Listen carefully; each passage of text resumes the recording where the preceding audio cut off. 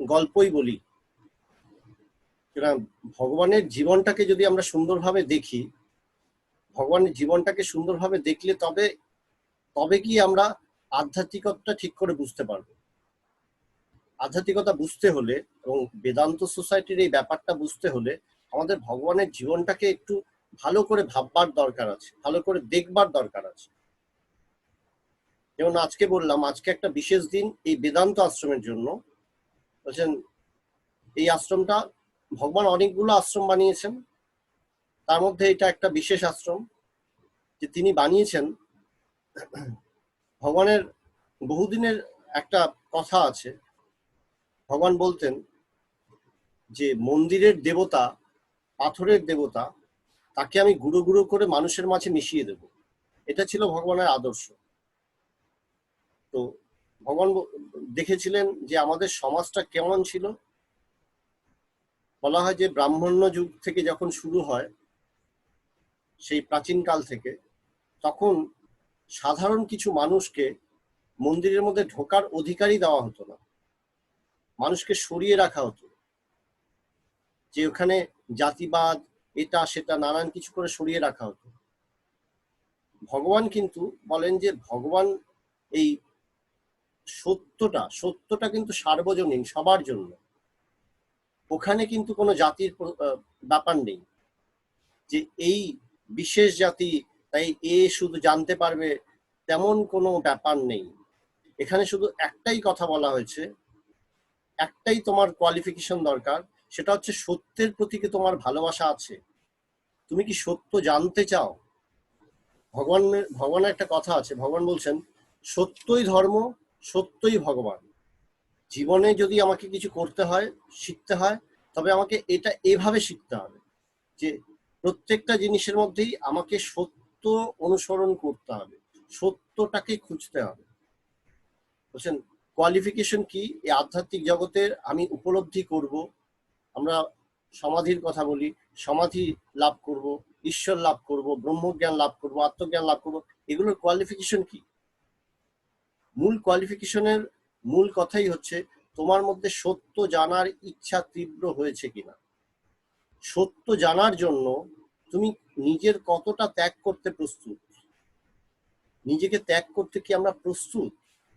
নিজেকে ত্যাগ করা বলতে আমরা প্রত্যেকেই নিজের একটা বিশেষ চরিত্র গড়ে তুলি, নিজের বোধ বুদ্ধি এবং নিজের অহংকার দিয়ে। এই বোধ বুদ্ধি এবং অহংকারটাকে ত্যাগ করে আমি সেই সত্যর অনুসরণ করে আমি নিজেকে পাল্টে নেওয়ার মতন তৈরি করতে পারি কিনা। যদি আমি নিজেকে পাল্টে নেওয়ার জন্য প্রস্তুত হই, তবেই কিন্তু আমি ঈশ্বর লাভের যোগ্যতা লাভ করি, এই সত্য লাভের যোগ্যতা লাভ করি, এই ব্রহ্মজ্ঞান বা আত্মজ্ঞান লাভের যোগ্যতা লাভ করি। তবেই দেখা যায় আমি বেদান্তটাও কিন্তু একটু একটু করে বুঝতে পারি। বেদান্ত শুনতে গিয়ে অনেক সময় অনেকে ভয় পান। যে ত্যাগের কথা বলা হয়, বৈরাগ্যের কথা বলা হয়, কিছু কিছু মানুষ আছে যারা ভয় পায়। তারা ভাবে আমার বুঝি ভোগে বাধা হবে, বেদান্ত বেশি শুনলে আমার সংসার কিভাবে চলবে, আমার ভোগটা কিভাবে হবে। বলছে তোমার সত্য হচ্ছে যদি প্রকৃতই জীবনটাকে উপভোগ করতে হয়, জীবনটাকে যদি ঠিক করে উপভোগ করতে হয়, তবেই তোমাকে বেদান্তটা ভালো করে শিখতে হবে। বলছে বেদান্ত যে জানে না তার ভোগ কেমন, বলছেন সে তো দুর্ভোগে আছে, দুর্ভোগ নিয়ে আছে, দুশ্চিন্তা নিয়ে আছে। এখানে বলা হচ্ছে তুমি তোমার সমস্ত দুশ্চিন্তাকে দূর করো, তুমি শুধু নিজের আনন্দ নিয়ে থাকো, সবসময় তুমি আনন্দ নিয়ে থাকো। তো যে গল্পটা আমি শুরু করছিলাম, যে ভগবান তাই বলেন যে এই সেই সত্য, ভগবান হচ্ছেন সেই পরম সত্য, সে পরম সত্যে সবার অধিকার, সমান অধিকার, সবার সমান অধিকার আছে। প্রত্যেককেই এই অধিকারটা দেওয়ার জন্যই ভগবান যেন এইবার পৃথিবীতে এসেছেন, প্রত্যেকের কাছে এই অধিকারটা পৌঁছে দেওয়ার জন্য, এবং প্রত্যেককে এই কথাটাও স্মরণ করিয়ে দেওয়ার জন্য যে তোমাদের প্রত্যেকের এই সত্যে অধিকার আছে, তোমরা এই সত্যটা চাও। প্রথম জিনিস হচ্ছে আমাকে চাইতে শিখতে হবে, আমাকে চাইতে শিখতে হবে যে আমার এই সত্যটা চাই, আমি এটা অনুভব করতে চাই। এটা ভীষণ দরকার। যতক্ষণ এটা আমি চাইবো না যে আমি অনুভব করতে চাই, আমি সত্যকে জানতে চাই, আমি ঈশ্বরকে লাভ করতে চাই, ততক্ষণ পর্যন্ত কিন্তু এই বিষয়টা আমার কাছে জটিল এবং দুরূহ হয়ে থাকবে। আমিও নিজেকে অনেক গুটিয়ে রাখবো। আমার গুটিয়ে রাখার কারণ কি? কতগুলো অদ্ভুত ধরনের মনোগড়িত, মনোকল্পিত কতগুলো ভয়, যে আমার পরিবারের কি হবে, আমার সংসারের কি হবে। তোমার সংসার বা পরিবার আরো শক্তিশালী হবে, সুন্দর হবে, এটা হচ্ছে সত্য। যে কিভাবে? বলে যেখানে আলো আছে, যেখানে জ্ঞান আছে, সেটাই তো সুন্দর হয়। যেখানে আলো আছে সবকিছুই দেখতে ভালো লাগে। সাধারণ একটা কাপড়ের দোকানে গেলেও দেখবেন কাপড়ের দোকানে অনেক বেশি বেশি লাইট ঝোলানো থাকে, লাইট লাগানো থাকে, যে কোনো জিনিসকে তখন অনেক বেশি উজ্জ্বল দেখায়। কাপড়ের দোকানে গিয়ে যখন কাপড়টা কিনে আনবেন, দেখবেন কাপড়টা দেখতে কাপড়ের দোকানে অদ্ভুত সুন্দর উজ্জ্বল লাগছিল। নিজের বাড়িতে এসে যখন কাপড়টা আবার প্যাকেট থেকে বের করবেন, কিনে এনে প্যাকেট থেকে বের করবেন, দেখবেন মনে হচ্ছে যেন কালারটা একটু অন্যরকম লাগছে। কেন? কারণ ঘরে সাধারণত আমরা এত উজ্জ্বল আলো লাগাই না। যে কোনো জিনিসকে যদি সুন্দর দেখাতে হয়, ওখানে আলো বেশি দরকার। বেশি আলো, তখন আস্তে আস্তে জায়গাটা সুন্দর হয়ে ওঠে।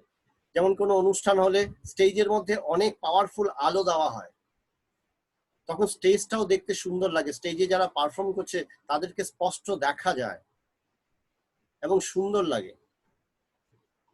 তেমনি এই জগৎটা আমারই জ্ঞানের আলোতে প্রকাশিত। আমার জ্ঞানটা যত সুন্দর হবে, যত শক্তিশালী হবে, যত প্রখর হবে, ততই কিন্তু এই জগৎটাও আমার কাছে মনোরম হবে, ঈশ্বরময় হয়ে উঠবে, সুন্দর সুন্দর হয়ে উঠবে। নয়তো এই জগৎটা, এই সংসারটা আমার কাছে সবসময় দুর্বোধ্য, দুরূহ, কষ্টকর, এক যন্ত্রণাময় সংসার হয়েই থাকবে। তাই বলা হচ্ছে যে তুমি জ্ঞানের আশ্রয় গ্রহণ করো, বেদান্ত শেখো, সবাইকে বলা হয়। এবং ভগবান এই কথাটাই সবাইকে বলার জন্য, সবাইকে এই অধিকারটা দেওয়ার জন্যই তিনি এসেছেন। এবং এই যে বেদান্ত সোসাইটির মধ্যে এই বেদান্ত আশ্রমটা তিনি প্রতিষ্ঠা করেছেন কেন?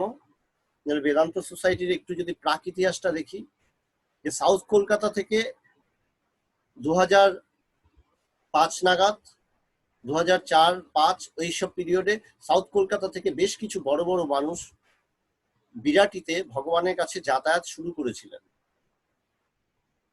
তারা যাতায়াত করতেন, ভগবানকে গিয়ে দেখতেন, ভগবানের সাথে দেখা করতেন, এবং ভগবানকে তারা অনেকবার অনুরোধ করেছিলেন যে ভগবান, বিরাটিটা একটু দূর পড়ে যায় সাউথ কলকাতা থেকে, যে যদি সাউথ কলকাতায় কিছু হতো ভালো হতো, আমাদের কাছাকাছি হতো। এবং ভগবান রাজি হয়েছিলেন যে সাউথ কলকাতায় যদি আমাদের একটা সেন্টার করা যায়। তখন আমরা এই সাউথ কলকাতায় লেক গার্ডেন্সে সুপার মার্কেটের কাছে একটা বাড়ি ভাড়া করি 11 মাসের জন্য। সেই যারা বড় বড় মানুষ সাউথ কলকাতার, যারা বিরাটিতে গিয়ে ভগবানের সাথে মাঝে মধ্যে দেখা করতেন, তারা বলেছিলেন তারাই সমস্ত খরচাপাতি ব্যয় করবেন। ভগবান সাউথ কলকাতায় যখন এসে থাকা শুরু করলেন, সব থেকে আশ্চর্যের বিষয়, সেই মানুষগুলো কিন্তু খুব একটা সময় দিতে পারেননি। তারা কিন্তু ভগবানের সাথে দেখা করতে অতটা সময় এসে দেখা করতে পারতেন না, কারণ তারা সবাই ব্যস্ত মানুষ। কারণ সমাজের বড় বড় মানুষেরা সাধারণত ব্যস্ত হয়, তাদের ব্যবসা বাণিজ্য নানান কিছু নিয়ে তারা খুব ব্যস্ত থাকেন। ভগবানের কাছে এসে বসার মতন সময় সুযোগ তাদের খুব একটা যুক্ত না। এই যে অবসরটা, এই অবসরে অতি সাধারণ মানুষ কলকাতা, সাউথ কলকাতায় সুপার মার্কেটের কাছেই, যেখানে আমরা বাড়িটা ভাড়া নিয়েছিলাম, সেই বাড়ির কাছেই দুখানা বস্তি ছিল। সেই বস্তির সাধারণ মানুষগুলো, আমরা যে বাড়িটা ভাড়া নিয়েছিলাম তার সামনেই বাজার, এবং আমাদের সেই বাড়িটার সামনেই রিক্সা স্ট্যান্ড ছিল।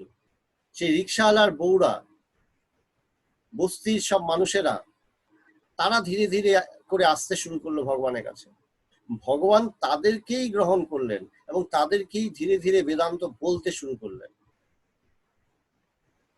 এবং দেখা গেল যে আস্তে আস্তে করতে করতে তাদের জীবনযাত্রা কিন্তু পাল্টাতে শুরু করলো। তারা কিন্তু বেদান্ত বিষয়টাকে তারা গ্রহণ করলো, তাদের জীবনটা পাল্টাতে শুরু করলো। 11 মাস পরে যখন আমাদের এগ্রিমেন্ট শেষ হলো, বাড়িটা ছেড়ে দিলাম, তখন বস্তির সবাই ভগবানকে গিয়ে বলল যে ভগবান, আমাদের জীবনটা সবে পাল্টাতে শুরু করেছিল, এখন তুমি চলে যাবে, তবে আমাদের কি হবে? আমাদেরকে তো কেউ কোনোদিন ভালোবাসা দেয়নি, কেউ তো কখনো ভালোবাসেনি, আমাদের কি হবে? সেই যে আকুতিটা ভগবানকে ভীষণ টাচ করেছিল। তখন ভগবান আমাদেরকে একটা শর্ত দিয়েছিলেন, সাউথ কলকাতায় তোমরা একটা আশ্রম বানাও, কিন্তু দেখবে এই লেক গার্ডেন্স থেকে 10 মিনিটের হাঁটা ডিস্টেন্সের মধ্যে হতে হবে। এবং আমরা অনেক বাড়ি খুঁজে বের করেছিলাম, কিন্তু প্রত্যেকটা বাড়িতেই ভগবান লেক গার্ডেন সুপার মার্কেট থেকে হেঁটে দেখেছেন 10 মিনিটের বেশি সেই বাড়িগুলো খারিজ করে দিত না, ওটা দূর হয়ে যাচ্ছে। হাঁটা রাস্তা হতে হবে। কেন? তিনি কখনোই তার ভক্তদের পরিত্যাগ করেন না, সবসময় তিনি তার ভক্তদেরকে কিন্তু ভালোবাসেন এবং তাদের জন্যই তিনি সবকিছু করতে থাকেন। তিনি তার নিজের জন্য কোনো কিছুই করেননি। ভগবান মাঝে মধ্যে বলেন না, আমি নিজের জন্য একটা ছোট্ট লঙ্কা গাছও লাগাইনি, আমি ভগবান সবসময় তার ভক্তদের জন্যই করে চলেছেন। ভগবান কি করতেন? আমরা একটা বাড়ি দেখতাম, বাড়ি দেখে ভগবানকে বললাম ভগবান এই বাড়িটা পছন্দ হয়েছে, তুমি দেখবে। ভগবান আসতেন, এসে সোজা সুপার মার্কেটে নামতেন, হেঁটে যেতেন সেই বাড়িটা পর্যন্ত, ঘড়ি ধরে দেখতেন 10 মিনিটের ভেতরে না বাইরে, 10 মিনিটের বাইরে বাড়িটা ক্যান্সেল। এই করতে করতে অবশেষে আমরা এখন যেটা বেদান্ত আশ্রম, এই আশ্রমটা আমরা খুঁজে পাই, এই বাড়িটা আমরা খুঁজে পাই। এবং এই বাড়িটা হয় ভগবানের কৃপাতেই হয়। যখন এই বাড়িটা হলো, তখন ভগবান বললেন এই বাড়িটাতে সবার আগে অধিকার থাকবে ওই মানুষগুলোর, ওই সেই সাধারণ মানুষগুলো যারা বস্তিতে থাকে, সর্বপ্রথম অধিকার হবে তাদের জন্য। ভগবানের জীবনের একটা বিরাট বড় দিক কিন্তু এটা, যে ভগবান তার জীবনের বিরাট বড় সত্য বলছেন। প্রথম জিনিস কি, এই আশ্রমটা করে তিনি কি শেখালেন? তিনি শেখালেন এখানে জাত, উচ্চ জাত, নিচু জাত, শিক্ষা বা সম্পদ, টাকা পয়সা, স্ট্যাটাস, এগুলো কোনো কিছুই কোনো ব্যাপার নয়। সবাই, প্রত্যেকটা মানুষেরই একটা সত্যে অধিকার আছে, সেই সত্যের নাম হচ্ছে ঈশ্বর। সেই ঈশ্বরের সবার সমান অধিকার আছে। এবং তিনি কি দেখালেন সেই বস্তির সেই মানুষগুলোকে পাল্টে দিয়ে তাদের মধ্যে আধ্যাত্মিক অনুভূতিগুলো, তাদেরও যখন আধ্যাত্মিক অনুভূতি হতে লাগলো, দেখালেন যে তারাও পারে।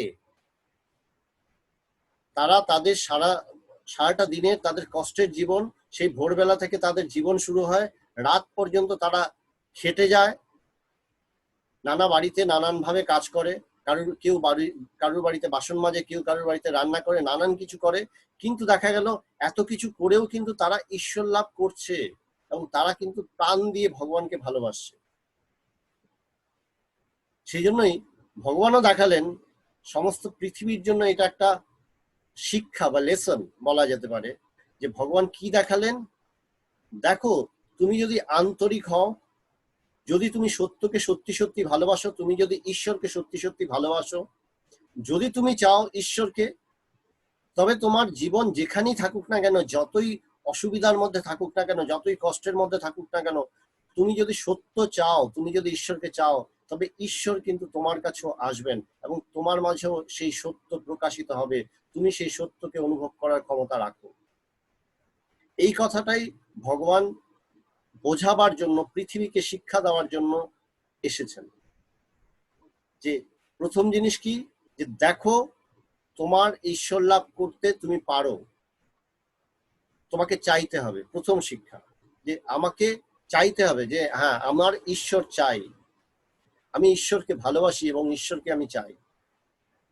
দ্বিতীয় জিনিস, যে আমাকে আন্তরিক হতে হবে, যে আমি আন্তরিকতার সাথে আমি সচেষ্ট হব যে নিজেরও পরিবর্তন ঘটাতে। আমি চাইবো সব সময় আমার পরিবর্তন ঘটুক, আমাদের একটা নতুন পরিচয় হোক। যে পরিচয়টা কি বলে ভক্তের পরিচয়। যে পরিচয়টা কি, যে আমরা বিশ্বাস করি সেই সত্যের, যে সত্যটা বেদান্তের ভাষায় ব্রহ্ম বা আত্মা বলা হচ্ছে, সাধারণ ভাষায় আমরা ভগবান বলছি। আমরা সবাই ভগবানের সন্তান, মানে সেই সত্যের অনুসরী। আমরা নিজেদের জীবনে সেই সত্যটাকে নামিয়ে আনতে চাই এবং সেই সত্যটাকে আমরা অনুভবও করতে চাই, ভয়ঙ্কর ভাবে অনুভব করতে চাই। বলছেন যদি তুমি এই সত্যকে অনুভব না করো তবে বৃথাই এই জীবন। এটা ভীষণ সত্য কথা। বললেন জীবন কেমন, বলছেন সেই জন্যই আজকে এই গল্পটা বলছি, যে আজকে এটা ভীষণ প্রাসঙ্গিক। যে জীবন কেমন, যদি আমরা বস্তির জীবন দেখি, ভগবান মাঝে মধ্যে এখানে যখন লেক গার্ডেন্সে কেউ আসে, বিদেশিরাও যখন মাঝে মধ্যে আসে, ভগবান তাদেরকে মাঝে মধ্যে বলেন যাও গিয়ে লেক গার্ডেন্সে বস্তিটা ঘুরে আসো, দেখো ওরা কিভাবে থাকছে। ওরা কিভাবে থাকছে সেই কথাটা বলার উদ্দেশ্য কি? উদ্দেশ্য হচ্ছে এটা যে দেখতে শেখো, যে দেখো যে জীবনে নানান কষ্টের ভেতর দিয়ে, নানান স্ট্রাগলের ভেতর দিয়েও, সমস্ত বাধা, সমস্ত হার্ডেলসকে অতিক্রম করেও কিন্তু মানুষ ঈশ্বর প্রেমী হতে পারে এবং ঈশ্বর লাভ করে তারা সুখে, শান্তিতে এবং প্রচন্ড একটা উজ্জীবিত জীবন যাপন করতে পারে। আগে কিন্তু সেই মানুষগুলোর জীবনটা এরকম ছিল না। ভগবানকে পাওয়ার পরে, বেদান্ত একটু একটু করে শেখার পরে, সহজভাবে বেদান্ত শেখার পরে তাদের জীবনটাই কিন্তু পাল্টে গেল। তা আমরা প্রত্যেকেই সমাজের নানান শ্রেণী থেকে এসছি, নানান রকম ভাবে এসছি। ভগবানের প্রথম শিক্ষা কি, যে পৃথিবীর সবার জন্যই এই সত্য, সবাই এই সত্যকে অনুভব করতে পারে, লাভ করতে পারে। প্রথম কি, নিজের প্রতি আন্তরিক হও, বিশ্বাস করতে শেখো যে হ্যাঁ এই জিনিসটা আমার চাই এবং এই সত্যটাকে আমি লাভ করব, এটা ভীষণ দরকার। বলে প্রথম কি, এটা যেটাকে আমরা বেদান্তের ভাষায় বলি মুমুক্ষুত্ব, অর্থাৎ মুক্তি লাভ করবার তীব্র ইচ্ছা, নিজের মধ্যে সেই ইচ্ছাটাকে জাগানো। এবং সেই জন্য আমি নিজের অহংকার, নিজের যে চরিত্রটাকে আমি গড়ে তুলেছি, সেই চরিত্রটাকে আমি পাল্টাতেও রাজি। সেটা ভীষণ দরকার, যে দেখো আমি নিজেকে পাল্টাবো, প্রস্তুত করো। সেই সাধনা কি, সাধনা হচ্ছে নিজের ক্ষেত্র প্রস্তুত করা। যেমন আমরা পূজা মণ্ডপে যখন মূর্তি নিয়ে আসি, মূর্তিটা নিয়ে আসার আগে কি করি, মণ্ডপটা তৈরি করি, বেদিটা তৈরি করি সুন্দর করে। ঠিক তেমনি আমাদের ভেতরেও সেই সত্য প্রতিষ্ঠিত হওয়ার আগে হচ্ছে নিজের ক্ষেত্রটাকে প্রস্তুত করতে হয়, বলে পবিত্র করে তুলতে হয়। পবিত্রতা বলতে কি বোঝায়? পবিত্রতা বলতে এটা বোঝায় যেখানে কোনো, ভগবান সুন্দর বলেন, সহজ করে বলেন, যে যেখানে কোনো ভেজাল নেই সেটাই পবিত্র। দুধে জল মিশিয়ে দেওয়া হলো, দুধের পবিত্রতাটা কিন্তু নষ্ট হলো। দুধে যখন জল মেশানো হয়নি তখনই দুধটা পবিত্র ছিল। আমার মনের মধ্যে যখন বলছেন আমি সেই সচ্চিদানন্দ রূপ ব্রহ্ম, সৎ চিৎ এবং আনন্দ রূপ, আনন্দ স্বরূপ ব্রহ্ম আমি, আমার সেই চেতনাতে কি হলো, আমি আমার অনুভবে কি কি ফুটে উঠছে, এই সংসারটাকে অনুভব করছি। এই সংসারটা নানান দুঃখ, যন্ত্রণা, জ্বালা, নানান দুশ্চিন্তা, সমস্ত কিছু আমার মধ্যে এসে ভিড় করছে। আমি কিন্তু আমার পবিত্রতা হারিয়ে বসেছি। সেই পবিত্রতাটাকে ফিরিয়ে আনতে হবে। বলে কিভাবে? আমি গল্পের ছলে বেদান্তের কিছু খুব ইম্পর্টেন্ট কথা বলছি, যে কিভাবে বলে আলাদা করে জ্ঞান হওয়ার কিছু নেই, শুধু আমাদের যে ভুলগুলো আছে সেই ভুলগুলোকে শুধরে নেওয়ার, একটু ভাবনাগুলোকে একটু পাল্টে নেওয়ার। সেই জন্যই বলছে প্রথমে নিজেকে পাল্টানোর জন্য তুমি প্রস্তুত হও। যে আমি নিজেকে পাল্টাবো, যে ছোট ছোট স্বার্থ, ছোট ছোট দ্বন্দ্ব এগুলো নয়, একটা জিনিস মনের মধ্যে ভীষণভাবে ধরে রাখতে হয়, সেটা হচ্ছে ঈশ্বরের প্রতি ভালোবাসা, সেই সত্যের প্রতি অকৃত্রিম ভালোবাসা। বলে কৃত্রিম ভালোবাসা আর অকৃত্রিম ভালোবাসার মধ্যে পার্থক্য কি? বলছেন প্রাথমিক ভক্তি বা গৌণ ভক্তি আর মুখ্য ভক্তির মধ্যে পার্থক্য কি? এই পার্থক্যটা এটাই যে প্রথম প্রথম যখন আমি ভগবানের কাছে যাই, তাকে দেখে ভালো লাগলো, ভালো লাগার মূল কারণ কি থাকে? আমার কিছু এক্সপেকটেশন থাকে, আমার কিছু আশা থাকে যে জীবনে আমি এই জিনিসগুলো বোধহয় ভগবানকে ধরে আমি পূরণ করে নিতে পারবো। এবং তখন ভগবানকে আমার ভালোও লাগতে শুরু করে, যখন আমার মধ্যে চিন্তাগুলো এইভাবে আসে। কিন্তু এই চিন্তাগুলো কিরকম ভাবে আসছে? যে আমি সেই আশাগুলো, আমার জীবনে যেগুলো আমি আশা করেছিলাম, যে স্বপ্নগুলো দেখেছিলাম, সেই স্বপ্নগুলো আমার পূরণ হবে। আমি একটা গাড়ি কিনবো, গাড়ির স্বপ্নটা পূরণ হবে। ভগবানের কাছে যাচ্ছি, ভগবান বললেন হ্যাঁ হ্যাঁ গাড়ি কেন একটা, আমি গাড়িটা কিনে নিলাম, আমার স্বপ্ন পূরণ হলো, আমার ভগবানের প্রতি বিশ্বাস বাড়লো। বলছেন সেই ছোট ছোট আশাগুলো, জাগতিক যে আশা আকাঙ্ক্ষাগুলো নিয়ে যাই, সেটা কিন্তু একান্তই আমার। প্রাথমিক অবস্থায় একটা বাচ্চাকেও যখন ছোটবেলা মা বাবা প্রাইজ দেয়, এই ভালো করে পরীক্ষাটা দে, যদি এত পার্সেন্ট মার্কস পাস তোকে এই এই গিফটটা দেওয়া হবে। আমরা যখন ছোট ছিলাম আমাদেরকে বলা হতো সাইকেল দেওয়া হবে, সাইকেল সাইকেল পাবো, মন দিয়ে পড়াশোনা শুরু হয়ে গেল। কেন? রেজাল্টটা ভালো করলে সাইকেলটা পাবো জানি। তো ঠিক তেমনি আমাদের কপালেও এরকম এই সত্যের পথে এসে যখন আমাদের প্রথম প্রথম ভক্তি শুরু হয়, গৌণ ভক্তি শুরু হয়, তখন কি হয় বলে ভগবানের কাছে ছুটি, কিছু কিছু আশা পূরণ হয়। ভগবান কিন্তু আস্তে আস্তে আমাদেরকে কি করেন? ভগবান কিন্তু সাধারণ কথাগুলো খুব বেশি বলেন না। ভগবান সবসময় আমাদের মনগুলোকে টেনে একটা উচ্চ চিন্তার মধ্যে নিয়ে যান। ভগবান সেই সাথে দেখান, দেখো তোমার চারপাশটাকে একটু দেখো, একটু ভাবতে শেখো। যেমন আমাদের নানান রকমের সুবিধা অসুবিধা নানান কিছু থাকেই, বলে এমন কোনো বাড়ি পৃথিবীতে হতে পারে না যেখানে কোনোই অসুবিধা নেই। অসুবিধা কিন্তু সব বাড়িতেই কম আর বেশি আছেই। যে টাকা প্রচুর আছে তাই তার কোনো অসুবিধা নেই, বলছে সেটা সত্য না। অসুবিধা কম বেশি সবারই থাকে। কি করতে হয়? ভগবান বলেন তোমার চারপাশটা একটু দেখো, বলে যার যেটা অভাব আছে তাকে সেটা দাও, দেওয়ার চেষ্টা করো। সবাইকে কি টাকা পয়সা দেওয়া হয়? বলছে না, সবাইকে টাকা পয়সা দিয়ে কিন্তু সবসময় সাহায্য হয় না। যেমন আগে আমরা একটা কাজ খুব করতাম, সেটা হচ্ছে বস্ত্র বিতরণ। ভগবান প্রায় বছর দেড়েক আগে বললেন এই কাজটা অনেকদিন করেছি, ভারতবর্ষের লোক এখন যথেষ্ট টাকা পয়সা হচ্ছে, বস্ত্র বিতরণ করে হবে না। উদ্দেশ্য কি ছিল? উদ্দেশ্য ছিল সাধারণ মানুষের যেমন সাহায্য হচ্ছে, খুব গরিব মানুষের যেমন সাহায্য হচ্ছে, যে শীতকালে গিয়ে কিছু কম্বল দেওয়া হলো, সাহায্য হচ্ছে তাদের, সেই সাথে কিন্তু ভগবান বলেন সেই সাহায্যটার সাথে একটু তাদেরকে ভালোবাসাও দাও। সেই ভালোবাসাটা কিন্তু তাকে পাল্টে দিতে পারে। আমাদের প্রত্যেকের মধ্যে একটা অনন্ত শক্তি আছে, সেই শক্তির ভান্ডারটার উৎস আমরা জানি না।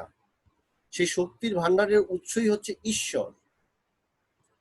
যেমন আমি এই বস্তির কথা বললাম, বস্তির মানুষগুলো আমরা যখন প্রথম লেক গার্ডেন্সে বাড়িটা ভাড়া নিয়েছিলাম, তখন অনেক পুরনো বস্ত্র কালেক্ট করে এবং কিছু নতুন বস্ত্র নিয়ে রিক্সার মধ্যে ডাই করে আমরা আমরা সেই বস্তির মধ্যে গিয়েছিলাম বিলি করতে পারিনি। তার কারণ রিক্সা নিয়ে ঢোকার পরেই সব লোক এসে হামলে পড়ে সব সব মোটামুটি ছিনতাই হয়ে গেছিল, এক মুহূর্তের মধ্যে সব নাই হয়ে গেছিল, টানাটানি করে সব নিয়ে চলে গেছিল।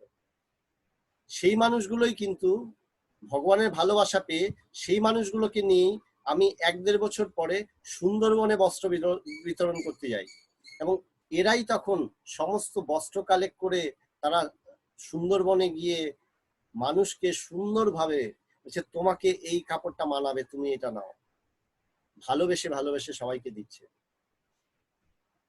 বলছে আমাদের প্রত্যেকের মধ্যেই সেই অনন্ত শক্তি আছেই, শুধু কি আমাকে চিনে নিতে হবে।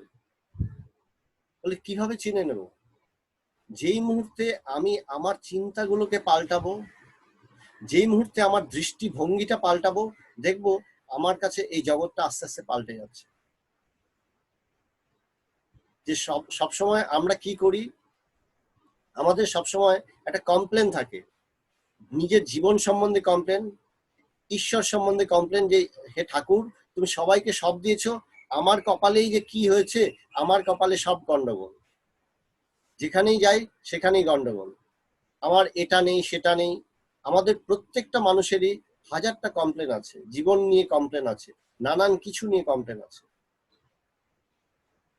সেই কমপ্লেন, বলছেন কমপ্লেন, এই যে আমরা কমপ্লেন করি সব সময় যে এটা নেই এটা নেই, এই অভিযোগের বস্তা খুলে বসে থাকি, পিটারা খুলে বসে থাকি, বলে এটা দিয়ে আমাদের জীবন কি সুন্দর হচ্ছে? এই কথাটাকে একটু ভাবতে হবে। বলছেন আমাদের শাস্ত্র বলছে যে তুমি এইভাবে জীবনের সমাধান কোনোদিন করতে পারবে না। যেটা তোমার অভাব, সেটা বাস্তবিক কি? বাস্তবিক হচ্ছে তোমার অভাব যতটা না আছে, সেই অভাব নিয়ে তুমি অনেক বেশি বেশি করে দুশ্চিন্তা শুরু করো, সেই দুশ্চিন্তার দরুন তোমার সমস্ত কিছুই গন্ডগোল হতে থাকে। এই দুশ্চিন্তাটাকে তোমাকে দূর করতে হবে। ছোট্ট গল্প শোনাবো, সেই গল্পটা দিয়ে দেখা যাবে যে কিভাবে, গল্পটার একটাই কথা বলে যে আমরা অভাবটাকে, এই যে অভাবের একটা স্বভাব গড়ে তুলেছি, সবসময় আমাদের অভাব অভাব, এবং এই অভাবের অভিযোগ নিয়ে আমরা জীবনযাত্রা করে একটা দুঃখময় জীবনযাত্রা করি, সেটাকে কিভাবে পাল্টে ফেলা সম্ভবপর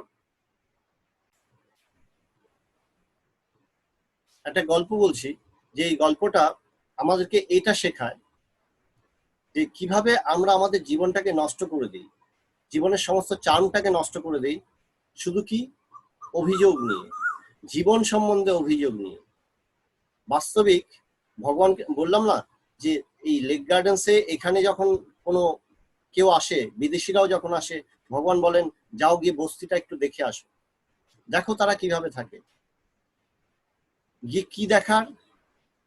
দেখার এটাই যে জীবনের হাজারো কষ্ট, হাজারো সমস্যা সত্ত্বেও তুমি কোনো অভিযোগ ছাড়াই নিজের জীবনটাকে কি সুন্দরভাবে কাটাতে পারো, এটা শেখার আছে। এটা ভগবান দেখাতে চান। দেখো নিজের জীবনটাকে আমরা পাল্টে দিতে পারি, সুন্দর করে গড়ে তুলতে পারি। তো যে গল্পটা বলছিলাম, গল্পটা গল্পটা খুব সুন্দর। যে একটা মানুষ, আমাদেরই মতন একজন মধ্যবিত্ত সাধারণ মানুষ, সে প্রত্যেকদিন অফিসে যায়, অফিসে গিয়ে চাকরি করে, একটা সুন্দর চাকরি, কিন্তু তার এক অফিসে এক নতুন বস এসছে। সেই বস প্রত্যেকদিন কিছু না কিছু তাকে ঝামেলা করতে থাকে, কখনো এটা কখনো সেটা, নানান কিছু তাকে বলতেই থাকে। এই নানান কথা শুনতে শুনতে এই মানুষটা আস্তে আস্তে চাপ বাড়ছে। সে আগে হাসি খুশি ছিল, হঠাৎ করে তার জীবনের সমস্ত চাপ যেন বেড়ে যাচ্ছে। আগে সে হাসতো, তার ছেলেকে, ছোট একটা ছেলে আছে, ছেলেকে সময় দিত, তার বউকে সময় দিত। এখন অফিসের প্রেসার বাড়ছে, নতুন বস তাকে খুব চাপ দিচ্ছে, অফিসেরটা আরো এক্সপানশন হচ্ছে, তার উপরেও প্রচুর চাপ বেড়েছে। লোকটার স্বভাবটা আস্তে আস্তে পাল্টে যেতে লাগলো, এই খিটখিটে টাইপের হয়ে গেল, কথায় কথায় ঝগড়া করে, সবসময় অভিযোগ করে। আর রোজ বাড়িতে যখন ফেরে, অফিস আওয়ার যতক্ষণ, তার থেকে বেশিক্ষণ তাকে খাটতে হয় অফিসে, কেন বস তাকে প্রচন্ড প্রেসার দেয়, তাই অনেক বেশি সময় তাকে পরিশ্রম করে বাড়ি ফেরে। বাড়ি ফেরার সময়ও বাসে ট্রেনে যখন তাকে ফিরতে হয়, তার কিন্তু পরিশ্রমটা আরো বেড়ে যায়। বাড়িতে যখন ফেরে তখন মেজাজটা একদম তিরিক্ষা হয়ে থাকে, ফিরেই গালাগালি করতে থাকে। কাকে গালাগালি করে? নিজের ভাগ্যকে। তখন তাকে, তার মনঃপূত সামান্য কিছু যদি মনঃপূত না হয়, তখন সে ভয়ঙ্কর চিৎকার করে নিজের বউয়ের উপরে, নিজের ছেলের উপরে। তেমন একদিন এরকম হয়েছে যে তার ছোট ছেলে, যাকে সে এক সময় খুব ভালোবাসতো, যত্ন করত, যাকে সে খুব সময় দিত, সেই ছেলে একদিন বাবা অফিস থেকে ফিরেছে, বাচ্চা ছেলেটা এসে বাবাকে বলছে, বাবা আমার হোম টাস্ক এসছে, একটু করিয়ে দেবে, একটু সাহায্য করবে। লোকটার মেজাজ সেদিন ভয়ঙ্কর গরম ছিল। কেন? বস তাকে খুব গালাগালি করেছে। বস তাকে গালাগালি করায় মেজাজটা ভয়ঙ্কর গরম ছিল। ছেলেটাকে ভীষণ বাজেভাবে বকুনি দিয়ে ভাগিয়ে দিয়েছে, ভাগ, নিজের পড়াশোনা নিজে কর, আমি নিজে খেটে মরছি, তোদের খাওয়ার জোটাচ্ছি, তোর স্কুলের ফিস জোটাচ্ছি, এই করতে গিয়ে আমি আমার জীবন শেষ করে দিয়েছি, নিজেরটা নিজে কর। বকা দিয়ে ভাগিয়ে দিয়েছে। ছেলে কানতে কানতে, ছোট ছেলে কানতে কানতে ঘরের ভেতরে চলে গেছে খাতা বই নিয়ে। তো তার বউ এসছে, এসে জল খাইয়েছে, তাকে খাইয়েছে, শান্ত করেছে হাজবেন্ডকে, বলছে ঠিক আছে ঠিক আছে, পরের দিন আবার সব ঠিক হবে। কিছুক্ষণ পরে সেই মানুষটার মনে হয়েছে, আমি আমার ছেলের সাথে আজকে ঠিক করিনি, যাই গিয়ে দেখি ছেলেটা কি টাস্ক চেয়েছিল, কি করতে চেয়েছিল, একটু গিয়ে দেখি। গিয়ে দেখছে ছেলেটা ঘুমিয়ে পড়েছে, তার ছেলে ঘুমিয়ে পড়েছে, পাশেই খাতা বইটা রাখা। তো ভাবছে যে ঘুমিয়ে পড়লো, কি বা হোম টাস্ক দিয়েছে যেটা করার জন্য সে তারা মানে আমার সাহায্যের দরকার ছিল, দেখি তার খাতাটা। বলে সেই বাবা খাতাটাকে উল্টে উল্টে দেখছে, দেখছে ওখানে একটা রচনা লিখতে দিয়েছে স্কুল থেকে। যে রচনাটা কি, তোমার জীবনে কি কি আছে যেটা তোমাকে খুব কষ্ট দেয়। তো বাচ্চা ছেলেটা রচনা লিখেছে, সুন্দর, গল্পটা বুঝবার আছে। বলছে, যখন অসুখ করে খুব কষ্ট হয়, কিন্তু যখন সেই কড়া কড়া মেডিসিন গুলো আমি খাই, সেই কড়া মেডিসিন গুলো খেতে মোটেও ভালো না, কিন্তু কড়া মেডিসিন গুলো খেয়েই অসুখটা ঠিক হয়ে যায়, জ্বরটা কমে যায়। তাই বলছেন, ওটাকে কষ্ট না দেখে সেই মেডিসিনটা, সেই ডাক্তারকে অনেক ধন্যবাদ। যখন নতুন একটা খেলা শিখি, স্কুলের স্যার খেলাটা শেখানোর আগে অনেকক্ষণ ধরে পিটি করায়, অনেকক্ষণ ধরে ব্যায়াম করায়, রোদের মধ্যে অনেকবার ধরে মাঠের মধ্যে ঘুরপাক খাওয়ায়, ভালো লাগে না, কষ্ট হয়। কিন্তু ওটা করার পরে স্যার যখন খেলাটা শেখায়, দেখলাম খেলতে গিয়ে যে দমটা দরকার, স্যার আগে কিন্তু আমাদেরকে কষ্ট করিয়ে সেই দমটা সেই করিয়ে নিয়েছে। এখন আমার অনেক দম আছে, আমি মাঠ জুড়ে দৌড়াতে পারি, ফুটবলটা খেলতে পারি, শরীরটা অনেক শক্তিশালী হয়েছে। তাই ওটা কষ্টকর ছিল না, সেই দৌড়ানোটা কষ্টকর নয়। আমার স্যারকে ধন্যবাদ যে আমাকে ফুটবল খেলাটা শিখিয়েছে। তো বাবা এই কথাগুলো ছেলের রচনাতে পড়ছে, পড়তে পড়তে বাবার মনে হলো, তাই তো, যে কোনো জিনিসকে দেখার দৃষ্টিভঙ্গি আছে। আমরা যখন জীবনটাকে দেখি, কি দৃষ্টিতে দেখি, যে জীবনটা আমাকে জ্বালাচ্ছে, কষ্ট দিচ্ছে। জীবনটাকে দেখতে শিখতে হবে, ভগবানকে দেখতে শিখতে হবে, এই সমাজকে দেখতে শিখতে হবে, জীবনের প্রত্যেকটা জিনিসকে দেখতে শিখতে হবে। আমি যদি ঠিক করে দেখি, দেখবো আমার জীবনটা পাল্টে গেছে। তখন বাবাও মনে মনে ভাবতে শুরু করলো, তাই তো, আমারও তো ঈশ্বরকে ধন্যবাদ জানানোর আছে। তার কারণ আমাদের এই দেশেই কত লোকের চাকরি নেই, আমি তো একটা ভালো চাকরি করি, কিন্তু রোজ আমি কমপ্লেন করতাম, এই কি চাকরি করছি, কি চাকরি আমার কপালে জুটলো। তার থেকে যে চাকরিটা আমি করছি, সেই চাকরিটাকে আমি একটু এনজয় করি। তাই ঈশ্বরকে ধন্যবাদ যে তুমি আমাকে একটা চাকরি তো দিয়েছো। তারপর সে ভাবছে যে তাই তো, আমার তো পরিবার আছে, আমার তো বউ ছেলে আছে। কত মানুষ শুধু একা থাকে, তারা ভীষণ লোনলি ফিল করে, একাকিত্ব অনুভব করে, তাদের ভিতরে ডিপ্রেশন কাজ করে, সবসময় সবসময় তারা ডিপ্রেস থাকে, লোনলিনেস ফিল করে। আমার তো পরিবার আছে, ঈশ্বরকে ধন্যবাদ যে আমার জীবনটা সুন্দর করার জন্য, যে এত সুন্দর একটা পরিবার আমাকে দিয়েছ। দেখা গেল সেই মানুষটাই যার অভিযোগের ভরা ছিল, সেই মানুষটা কিন্তু পাল্টে গেল। তার জীবনটা কি পাল্টেছে? মানে হ্যাঁ, পরের দিন থেকে পাল্টে গেল। কেন? সে আর অভিযোগ করছে না, সে প্রত্যেকটা ক্ষেত্রে ধন্যবাদ দিতে শিখেছে, জীবনটাকে দেখতে শিখেছে, একসেপ্ট করতে শিখেছে। বেদান্ত আমাদের কি শেখায়? বলেন জীবন যেভাবে আছে তোমার কাছে সেটাকে তুমি একসেপ্ট করো, গ্রহণ করো। গ্রহণ করো, প্রথমে তুমি গ্রহণ করো। যেভাবে আসছে জীবন তোমার কাছে, তুমি জীবনটাকে সেভাবে গ্রহণ করো। ঈশ্বরকে ধন্যবাদ জানাও যে হ্যাঁ ঈশ্বর, তুমি আমাকে এটা দিয়েছো এভাবে, তোমাকে অনেক ধন্যবাদ।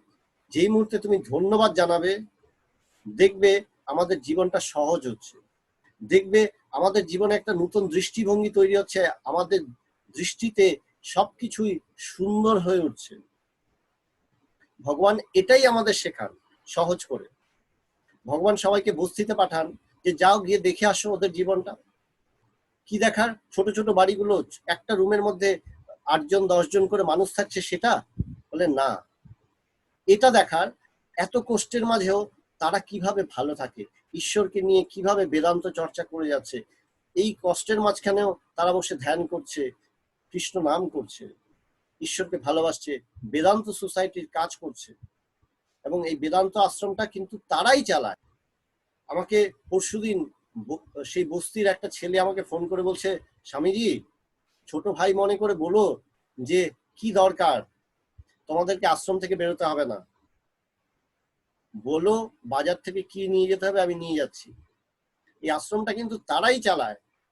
অনেকেই ভাবে যে জীবনে সবসময় বলে না যে কোথা থেকে কি চলবে, যাদের কিছু নেই তারাই কিন্তু এই আশ্রমটা চালিয়ে দিচ্ছে। কিভাবে? তাদের কি অভাব নেই? ভগবান তাদের মনটা পাল্টে দিয়েছে, তাদের অভাবটা কেটে গেছে। আমরাও যদি আমাদের জীবনের অভাব দূর করতে হয়, আমাদের মনটাকে একটু পাল্টাতে হবে। ভগবান কিন্তু ভালোবেসে আমাদের প্রত্যেকের মধ্যে একটা সৌন্দর্য পুরে দিচ্ছেন, একটা সৌন্দর্য পুরে দিচ্ছেন। সেই সৌন্দর্যটাকে অনুভব করতে শিখি একটু। একটা ভালোবাসা পুরে দিচ্ছেন, সেই ভালোবাসাটাকে অনুভব করতে শিখি একটু। সেই ভালোবাসাটাই আরো মানুষের মাঝখানে ছড়িয়ে দিতে শিখি। সেই ভালোবাসাটার সহজ নাম কি? ঈশ্বর। সহজ নাম কি? ভগবান। এটাকেই বেদান্তের পরিভাষায় আমরা বলি ব্রহ্ম বা আত্মা। যে বেদান্ত সোসাইটি কি করে? বেদান্ত সোসাইটি একটাই কথা বলে যে এক সত্যই আছে, তাকে তুমি ব্রহ্মই বলো, ঈশ্বরই বলো, ভগবানই বলো, যাই বলো, সেই সত্যই আছে, প্রত্যেকের মধ্যে সমানভাবে বিদ্যমান, এবং প্রত্যেকের সেই সত্যে অধিকার আছে। তোমাকে শুধু সেই সত্যটাকে অনুভব করতে শিখতে হবে, একটু চাইতে হবে। সেই সত্যকে চাও, অনুভব করো।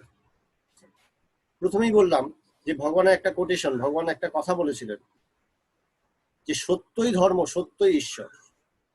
আমাদের জীবনে এই সত্যটা প্রতিষ্ঠা করতে হবে। বলছেন হাজার দুঃখ কষ্ট, বলছে দুঃখ কষ্ট জ্বালা যন্ত্রণা সব আছে, বলে তোমার দুঃখ কষ্ট চলে যাবে যেদিন তুমি অন্যকে দেখতে শিখবে। বলে তোমার কি খুব কষ্ট হচ্ছে? বলে হ্যাঁ আমার খুব কষ্ট হচ্ছে। তুমি অন্য আরেকজনকে দেখো, তুমি যেই অন্য আরেকজনকে দেখবে, দেখবে মনে হবে যে তাই তো, ভগবান কিন্তু আমাকে অনেক ভালো রেখেছে, তিনি অনেক ভালো রেখেছেন। তুমি যেই অন্যকে দেখতে শিখবে, দেখবে তুমি ঈশ্বরকে ধন্যবাদ জানাতেও শিখে গেছো। এবং কি করতে হবে? বলে আমরা সবাই মিলে একটা স্বপ্ন দেখি। স্বপ্নটা কি দেখি? ভগবান একটা নতুন স্বপ্ন দেখেন। ভগবান স্বপ্নটা কি দেখেন? যে বেদান্ত সোসাইটিটা বড় হবে। বেদান্ত সোসাইটি বলতে কি? বেদান্ত সোসাইটি বলতে একটা বিশ্বাস। বেদান্ত সোসাইটি ঠিক কোনো সংগঠন না, এটা একটা বিশ্বাস, সত্যের প্রতি বিশ্বাস, ঈশ্বরের প্রতি বিশ্বাস। এই বিশ্বাসটা সর্বত্র ছড়িয়ে দিতে হবে। এই বিশ্বাসটা যখন সর্বত্র ছড়িয়ে পড়বে, ওটাই বেদান্ত সোসাইটির বৃদ্ধি। বেদান্ত সোসাইটি বলতে এখানে আসলাম, আমি একটা ফর্ম ফিল আপ করলাম, আমি বেদান্ত সোসাইটির মেম্বার হলাম, এটা হ্যাঁ সাংগঠনিক রূপে একটা থাকে, আছে, কিন্তু প্রকৃত যে বেদান্ত সোসাইটি বা বেদান্ত সোসাইটির এই যে আন্দোলন, এই আন্দোলনটা কি, ভগবান কি আন্দোলন শুরু করেছেন? মানুষকে এটা বোঝানোর, মানুষকে এটা উপলব্ধি করানোর, মানুষকে এটা শেখানোর যে দেখো ঈশ্বরেই তোমার অধিকার আছে। এই অধিকারটা নিজে অনুভব করব এবং আরো সবাইকে এটা বুঝিয়ে দেব যে দেখো তোমরাও এই অধিকারটা গ্রহণ করো, পূর্ণরূপে গ্রহণ করো। এটাই বেদান্ত সোসাইটি, এটাই যথার্থ বেদান্ত সোসাইটি, এটাই যথার্থভাবে বেদান্ত সোসাইটির আন্দোলন। যে আমরা সহজ সরলভাবে সাধারণভাবে প্রত্যেককে একটা অধিকার দিচ্ছি, সেই সত্যি অধিকার দিচ্ছি, সবাইকে ভালো থাকার অধিকার দিচ্ছি, মানুষ হয়ে বাঁচার অধিকার দিচ্ছি, স্মরণ করিয়ে দিচ্ছি, তাকে নতুন করে কিছু পাওয়াচ্ছি না, শুধু বলছি স্মরণ করে নাও, তোমার ভেতরে সেই অনন্ত শক্তি পড়া আছে, তোমার ভেতরে সেই ঈশ্বরীয় সত্য পড়া আছে, সেই সত্যকে তুমি জানো, তুমি উপভোগ করো, তুমি জীবনটাকে নতুন করে বাঁচতে শেখো, ভালো করে বাঁচতে শেখো। এই নতুন করে বাঁচতে শেখাটাই নতুন সভ্যতা, এটাই ভগবান। এর জন্যই ভগবান পৃথিবীতে এসছেন, যে একটা ভালোবাসা দিয়ে সবাইকে পাল্টে দেওয়া যায়। ভগবান যেমন আমাদেরকে ভালোবেসে আমাদেরকে পাল্টেছেন, আমরা কম বেশি সবাই কিন্তু একটু হলেও পাল্টেছি। আগে যেভাবে দেখতাম, এখন যেভাবে জীবনকে দেখি, আমরা সবাই যদি নিজের জীবনটাকে একটু ভেবে দেখি, দেখবো আমরা কিন্তু পাল্টেছি কেমন? আগে আমাদের অভিযোগ কষ্ট অনেক বেশি ছিল, এখন কিন্তু বেদান্ত সোসাইটিতে যাতায়াত করতে করতে প্রত্যেকেই কম বেশি একটু কাজ করে, বেদান্ত সোসাইটির কাজ করে। কি কাজ বলে? নিঃস্বার্থভাবে কাজ। এই তো ম্যাগাজিন বেরোয়, ম্যাগাজিন নিয়ে দুটো ম্যাগাজিন গিয়ে বিক্রি করে আসলো, শুধু কি ম্যাগাজিনটা বিক্রি হলো? না, ম্যাগাজিন বিক্রি করার নামে সে সেই মানুষটার মাঝখানে একটা প্রজেকশন দিল, একটা মেসেজ দিল যে দেখো ঈশ্বরকে ভালোবেসে তোমার জীবনটাকে পাল্টানো যায়। এটাই তো কাজ, এই কাজগুলোই তো বেদান্ত সোসাইটির কাজ। এই কাজগুলোই আমাদের জীবনটাকে পাল্টে দেওয়ার সামর্থ্য রাখে। শুধু নিজের ছোট্ট ছোট্ট স্বার্থ, হ্যাঁ আমার ছেলে খেলো কিনা, আমার মেয়ের বিয়ে হলো কিনা, এই ছোট্ট ছোট্ট সাধারণ সাধারণ কথাগুলো হচ্ছে জীবনের আপন নিয়মে আপন গতিতে এই জিনিসগুলো সব হতেই থাকবে। তুমি নিজের অভ্যাস অনুসারে যা যা করার সেটা করবেই, তুমি কোনোটাকে তোমার থেকে যাবে না। কিন্তু কি মানুষের মাঝখানে এই বিশ্বাসটা এনে দেওয়া, এটা কিন্তু খুব দুর্লভ। এটা কিন্তু আগে এইভাবে কাজটা হয়নি, এত সাধারণভাবে, এত সহজভাবে, এত সরলভাবে আগে কেউ করে যায়নি। ভগবান এসছেন, ভগবান এই কাজটাই সরলভাবে করার চেষ্টা করেছেন, যে পাথরের ভগবানকে, মন্দিরের পাথরের ভগবানকে গুঁড়ো গুঁড়ো করে মানুষের মাঝখানে মিশিয়ে দেওয়া, মানে এই বিশ্বাসটা সবার মধ্যে ছড়িয়ে দেওয়া যে দেখো ঈশ্বরেই তোমার অধিকার, এই সত্যিই তোমার অধিকার, ভালোবেসে। এবং এই কাজটাই আমরা যখন নিজের জীবন দিয়ে একটু একটু করে করতে থাকবো, নিজের জীবন দিয়ে যখন করব, তখন দেখবো আমার জীবনটাও কিন্তু একটা শক্তিশালী হয়েছে।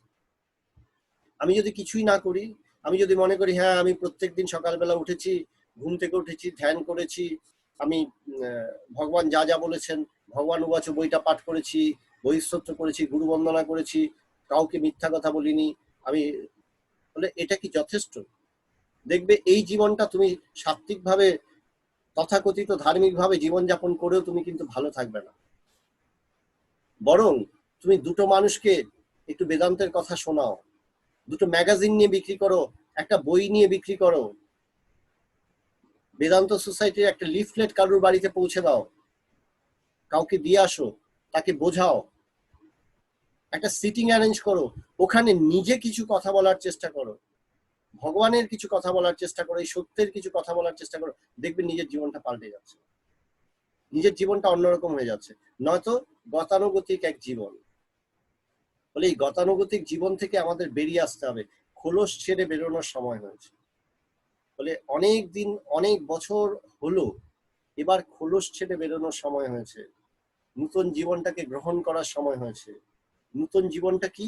এটাই নতুন জীবন, যে আমরা একটা নতুন বিশ্বাস স্থাপন করি, একটা নতুন স্বপ্ন দেখছি, সমস্ত পৃথিবীতে এই মেসেজটা ছড়িয়ে দেব। সেই মেসেজটা কি? বলে বেদান্ত সোসাইটি। বেদান্ত সোসাইটির মেসেজ, ভগবানের মেসেজ, যে ঈশ্বরই তোমার একমাত্র অধিকার, ঈশ্বরকে ভালোবাসো, নিজের জীবনটা পাল্টাও, এবং তাকেও অনুপ্রাণিত করব যে তুমিও এই মেসেজটা আরো দুটো বাড়িতে দিয়ে আসো। বলে এটাই বেদান্ত সোসাইটির কাজ, এটাই আমাদেরও প্রত্যেকের জীবনের কাজ, এটাই জীবনের ধর্ম, এটাই আত্মার ধর্ম। বলে আলো যেমন যেমন সূর্য যেমন ওঠে, সূর্য উঠলে চারিদিকে আলো হয়, আলোটা চারিদিকে ছড়িয়ে পড়ে। সূর্যর কিন্তু ক্ষমতা নেই নিজের কোনো আলোকে যে না আমি এই জায়গাটায় আলোটা দেব না, সেরকম কিন্তু সূর্যের ক্ষমতা নেই। তেমনি জ্ঞানেরও কোনো ক্ষমতা নেই, ভালোবাসারও কোনো ক্ষমতা নেই, সত্যেরও কোনো ক্ষমতা নেই যে সত্য এখানে প্রকাশিত হবে না, ভালোবাসা এখানে যাবে না। বলে না, ভালোবাসা সর্বব্যাপী, সার্বজনীন। এই প্রেম, ঈশ্বরীয় প্রেম সার্বজনীন, সবার মধ্যে ছড়িয়ে পড়ে। তা সে সবার জন্য, এই ভালোবাসা সবার জন্য, এই সত্য সবার জন্য। এই সত্যেই আমাদের অধিকার আছে, এবং সেই জন্যই ভগবানের জীবনটাকে আমাদেরকে ভালো করে বুঝবার দরকার আছে। ভগবান বলেন না যে স্বামী প্রজ্ঞানন্দজি যে লিখেছেন দ্য গ্রেটেস্ট, এই বইটা বলছেন একটু ভালো করে ধীরে ধীরে পড়তে শেখো, পড়ো, পড়তে পড়তে দেখবো আমরা পাল্টে যাচ্ছি, যেভাবে পড়বো দেখবো আমরা পাল্টে যাচ্ছি। বলে নিজের জীবনে ভগবানকে আদর্শ করে আমাদেরকে পাল্টাতে হবে, এটা হচ্ছে সত্য। আমরা এই আশা নিয়েই আজকে শেষ করি এখানে। তো আপনাদের সবাইকে অনেক অনেক ধন্যবাদ যে সবাই